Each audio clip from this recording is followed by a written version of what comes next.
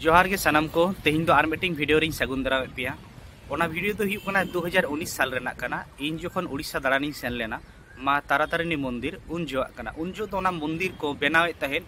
और ओना मंदिर ना बड़ी वैशिष्ट्य हुई कना जे पहाड़ चेतान रको बनाव का ओना मंदिर चेतान रके पूजा को इन पूजा लेया और ओंडे कोई गोपालपुर सी बीच इन चलाव लेना ओना जाकरिन दाड़ा लेया ओना गे इन देखा पेया ओना दो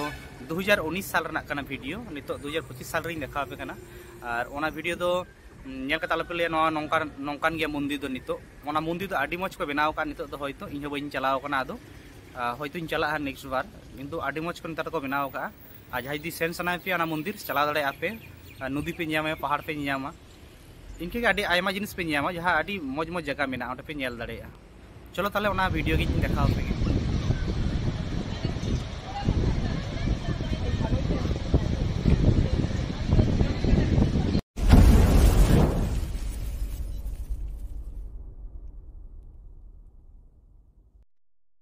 सनम को सगुन दाराम आर मिटिंग नवा वीडियो रे ओडिशा प्राचीन शक्तिपीठ ना मिट्टी निदर्शन मंदिर ख्रिस्टीय षष्ठ शताब्दी ना मंदिर कना ओना येलिंग चलाक कना ना मंदिर दो कना मा तारातारिणी मंदिर नवा जहां मंदिर मेना मिट्टी नदी धारे रे मेना और नवा मंदिर दो पहाड़ गिट गिटते चेतान रको बनाव का और जहां गाड़ी को दिजोआ पूरा पहाड़ धारे धारे ते आचुर आचुरते गाड़ी दिजोआ मंदिर चितान और ओंडे सेन काते ओंडे को पूजाया नवा तारातारिणी मंदिरटी मातृदेवीर प्राचीनतम स्थान रेना मध्य मिटिंग कना भारतवर्ष रे नौकान पुनिया शक्तिपीठ रेना मिटिंग हुई कना नवा तारातारिणी मंदिर जहां उड़ीसा रे मेना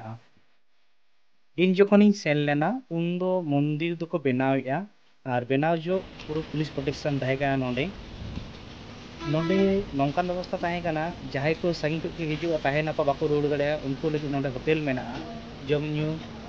जतो व्यवस्था मेना और नवा सबसे भागी बुझाव के नवा मंदिर धारे रेगे ना मंदिर मेना और नदी हाना धारे को एगो आतु नेलक कना पूरा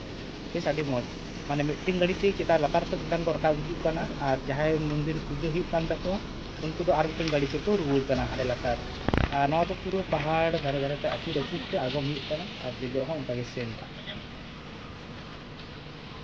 मंदिर आडी चेहरा को बनाव का पूर्व खोदाई का माने प्राचीन मंदिर जेमन हुई बांग इनके गे इन दो फर्स्ट टाइम हा नौकाना मंदिर दुई नेल या आपे हो नेल पे थोड़ा चेक नोडा मंदिर में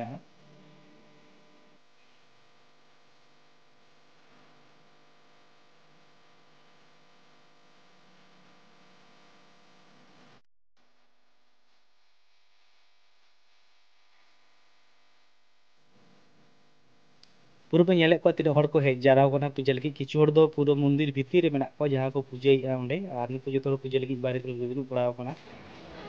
और नोडे भीतर रे जहां रे पूजा हुई कना ओंडे ना पूजा दो ओना गेट पे ᱧᱟᱢᱮ ओना गेट भीतर ते बोलन हुआ पूरा भीतर रे ओंडे हा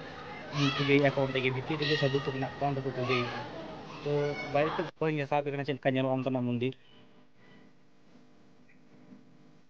जहां दारान पे कुसिया मिधार हो उनको नवा मंदिर सेनो पे नेला पे ओंडे के पहाड़ पे ᱧᱟᱢᱟ नदी पे ᱧᱟᱢᱟ और आडी मौज को बनाव का नेतार दो नवा मंदिर इन जो कोई सेन लेना उन दो को बनाव एतन और नितो पूरा को बनाव रेडी का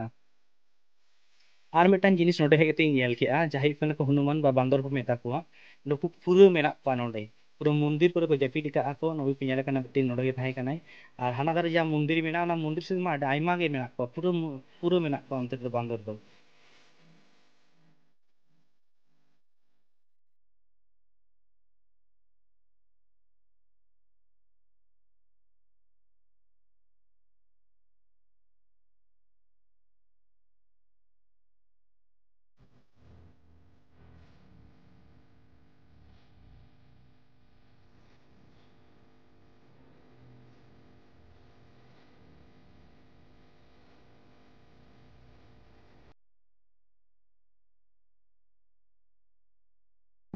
नवा मंदिर रे पूजा को कंप्लीट बड़ा करते बिकाल बिकाल इन सेटेरना गोपालपुर सी बीच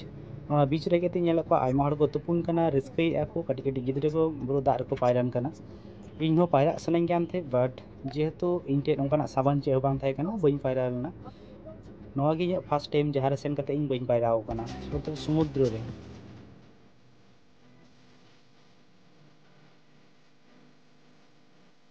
उड़ीसा रे फर्स्ट जर्नी तो यही कना नवा